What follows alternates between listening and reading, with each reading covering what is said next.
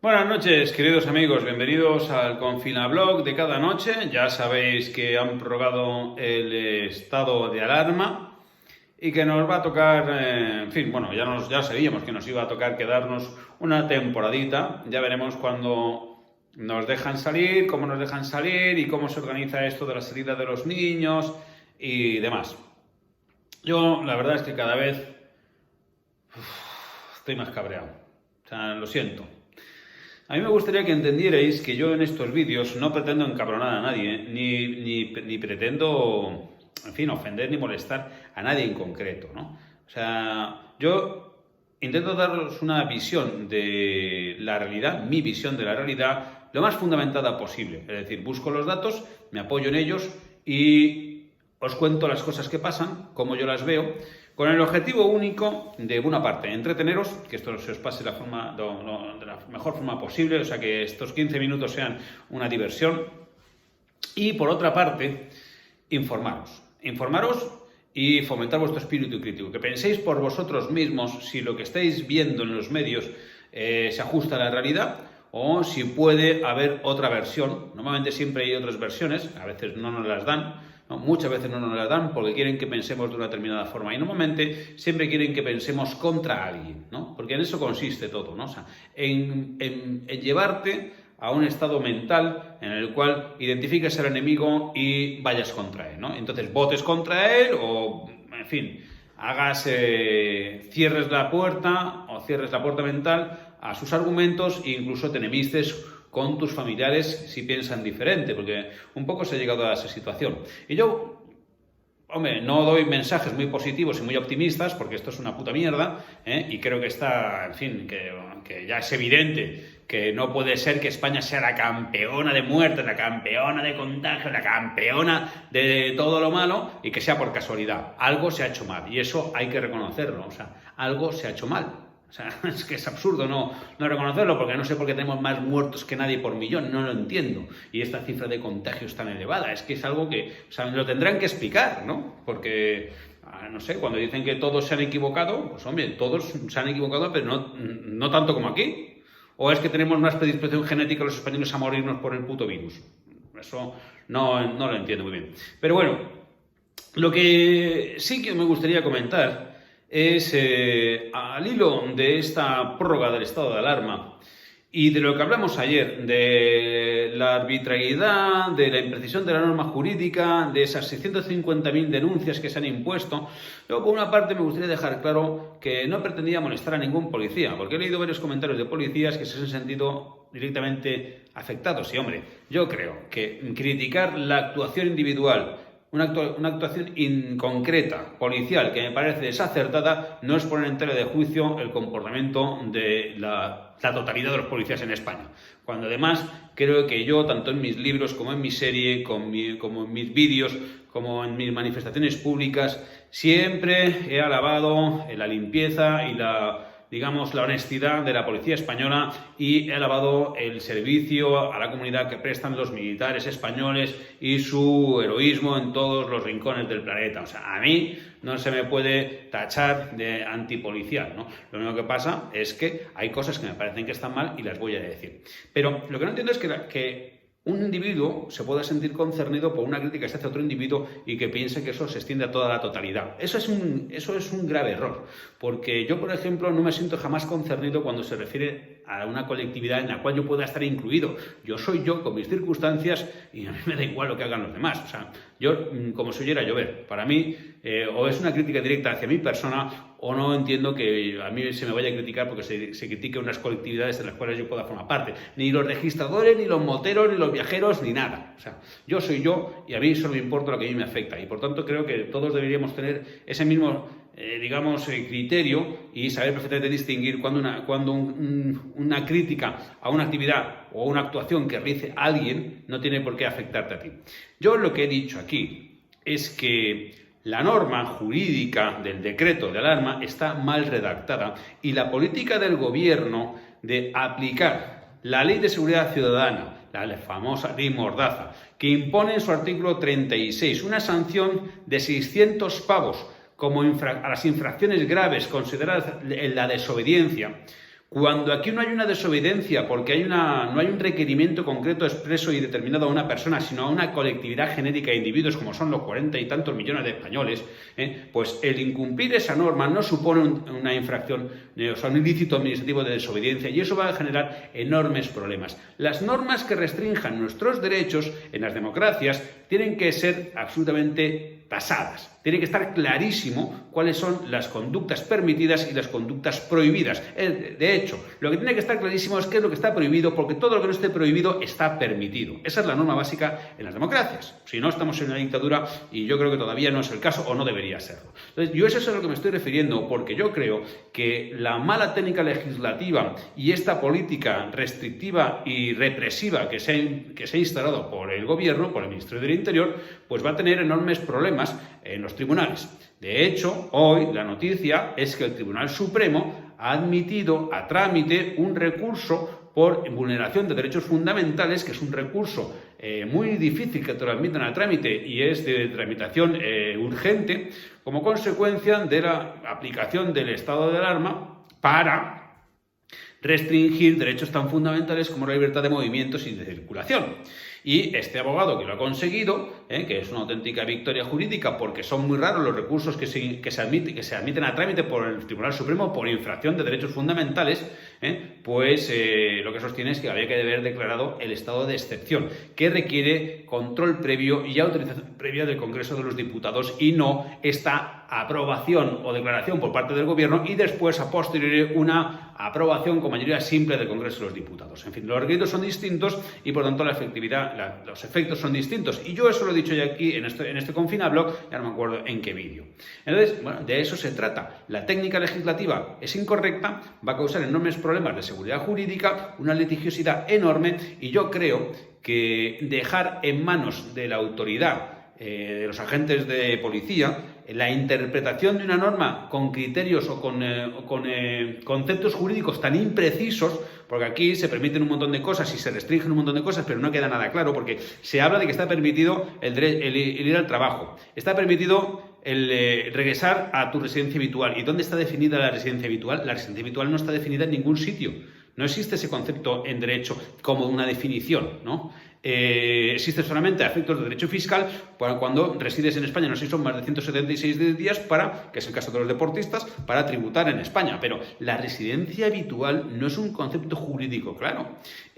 Además, se permite la libertad de movimiento de tu casa en caso de necesidad. ¿Cuál es esa necesidad? O sea, la necesidad puede ser en función de tus circunstancias personales. Está muy mal redactado, es muy impreciso y por lo tanto está sujeto a la arbitrariedad en cuanto a la intervención de la norma por parte de los policías. ¿Que los policías serán todos cojonudos? Bueno, todos cojonudos no, la mayoría serán cojonudos, pero dejar en sus manos una interpretación de una norma tan restrictiva sin que los límites o los conceptos jurídicos estén perfectamente delimitados, cuáles son las conductas que no están permitidas y las que están permitidas, pues entonces está causando enormes problemas. Yo os voy a hacer un sencillo cálculo para que entendáis un poco lo que estamos hablando. Es decir, probablemente no se sancione a todo el mundo, no se proponga sanción a todo el mundo que salga del confinamiento, pero las sanciones que ya sabemos que hay son 650.000 sanciones o propuestas de sanción las que se han formulado. Si el importe mínimo de las sanciones ya son los 600 euros de las infracciones graves, pues entonces estamos hablando que si multiplicamos 650.000 sanciones por 600 euros, nos sale la bonita cifra de 390 millones de euros, los que ahora mismo el gobierno está reclamando a los ciudadanos por incumplir el confinamiento. 390 millones de euros. Si dividimos esta cifra por 950, que es el salario mínimo interprofesional, pues entonces resulta que el gobierno está reclamando a los españoles 410.526 salarios mínimos mensuales. Es decir, esto en una situación de una crisis como la que tenemos, con tanta gente que está yendo al paro, me parece inmoral. Hay otras formas de regular esta situación para conseguir que la gente se quede en casa. Porque además la gente se queda en casa, en su gran mayoría, no porque tenga miedo a las multas, sino se queda en casa por responsabilidad. La mayor parte de nosotros, a pesar de que el gobierno no lo crea, somos responsables. Aunque la policía a veces vea a los que se saltan el confinamiento, la gran mayoría nos quedamos en nuestra casa. Y nos quedamos en nuestra casa porque tenemos miedo de contagiar a nuestras familias. Esa es la verdad. Y por lo tanto, lo que habrá que promover es la concienciación. Pero perseguir a la gente para que se queden en casa obligados, deformando el concepto jurídico de la desobediencia, que va a dar enormes problemas de litigiosidad, porque la desobediencia a la norma no es que tú simplemente incumplas la norma, porque entonces estaríamos desobedeciendo todos continuamente. Porque entonces, cuando superas el límite de velocidad, tendría que hacer la Guardia Civil cuando te para. Ponerte la multa por exceso de velocidad y además una desobediencia porque has incumplido la norma que te exige que vayas a 120. ¿Pero esto qué coño es? O sea, incumplir la norma no supone per se delito o ilícito administrativo de desobediencia. Para que exista una desobediencia, el tipo, es decir, la conducta típica, exige que haya un requerimiento expreso personal a ti y que tú decidas no cumplir el requerimiento. Y de una forma grave. Es decir, o sea, que haya una resistencia real, ¿no? Por tu parte a cumplir. No que se publique la norma en el Boletín Oficial del Estado y que por tanto te tengas que dar por aludido como que es un requerimiento para ti. Eso no es así. Y eso se va a ver que no es así cuando empiecen a resolver los tribunales sobre estas denuncias. Y entonces al final, ¿qué es lo que quiere el gobierno? Que se colapsen los tribunales con recursos y que además se vaya al carajo toda esta ingeniería restrictiva que se ha puesto porque va a ser evidente. Bueno, pronto lo vamos a ver en el Tribunal Supremo. Si tenía que haberse declarado un estado de alarma o un estado de excepción, no lo sé, yo no sé lo que va a hacer el Tribunal Supremo, pero el hecho de que haya admitido a trámite el recurso, cuando es un recurso que no se suele admitir porque, bueno, mucha gente alega en vulneración de sus derechos fundamentales, pero bueno, el Tribunal Supremo no suele admitir estos recursos porque es muy específico. Bueno, pues eso no pinta muy bien para el gobierno. Ya veremos qué sucede. Yo con esto no quiero hacer responsables a los que están aplicando la norma, porque eso es su trabajo. Estoy haciendo responsable a los que han dictado la norma, que lo han hecho como el culo. Así, sencillamente. Porque además han tenido tiempo, han tenido más de un mes para haber pulido el decreto. Luego otras cosas que me comentáis, joder, es que no se puede ir a misa. Claro que se puede ir a misa. El decreto de alarma, que es la norma que nos importa, en su artículo 11 regula las ceremonias religiosas. Están expresamente permitidas. Y lo único que exige es que haya 1 metro de distancia entre los fieles. No sé, leeros el decreto, está en internet. O sea, lo primero que tendréis que hacer antes de soltar lo que menos os ocurre es pues intentar hacer un poco lo que hago yo. Me busco la norma, me busco los datos. No es tan difícil. Si yo los puedo encontrar, los podéis encontrar vosotros. Y yo creo que el decreto de alarma que impone las restricciones a nuestros derechos es que tendríais que tenerlo impreso y pegado en la puerta para saber cuándo podéis salir. Y no cuando os dicen los medios que se puede salir y tal. Eso no. Iros vosotros a la norma y enteraros un poco de qué es lo que está pasando.